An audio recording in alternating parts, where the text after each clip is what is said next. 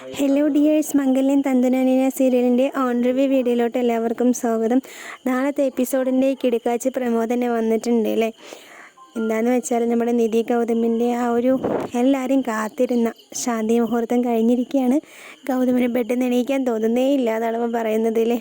നിധിയാണെങ്കിൽ അതിൻ്റെ ആ ഒരു ത്രില്ലിങ്ങിൽ തന്നെയാണ്. പക്ഷേ താഴേക്ക് ഇറങ്ങിപ്പോകാൻ അവർക്ക് രണ്ടുപേർക്കും ഒരു മടിയുണ്ട്, എല്ലാവരുടെയും ഫേസ് ചെയ്യാനൊരു ചമ്മൽ. പക്ഷേ അവർ താഴെ പോയി എല്ലാവരുടെ അടുത്തും സംസാരിക്കുന്നുണ്ട്.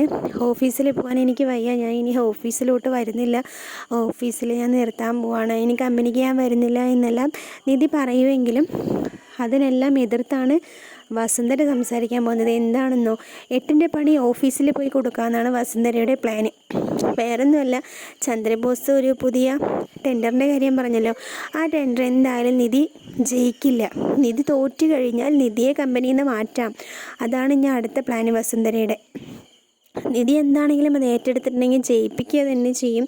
ഇത്ര കാലം വരെ വസ്തു കൊണ്ടു നടന്നത് എങ്ങനെയാണോ അതേപോലെ തന്നെ നമ്മുടെ നിധിയും ഇനി ഈശ്വരമംഗലത്തിൻ്റെ കമ്പനി എല്ലാ കാര്യങ്ങളിലും മുമ്പോട്ട് തന്നെ കൊണ്ടുപോകും. ആ ഒരു എപ്പിസോഡിൻ്റെ കാഴ്ചകളാണ് നാളേക്ക് എന്തായാലും കാണാൻ പോകുന്നത്. എന്തായാലും നിങ്ങളെപ്പോലെ ഞാനും വെയിറ്റ് ചെയ്യണം. Okay, take care, bye bye, good night.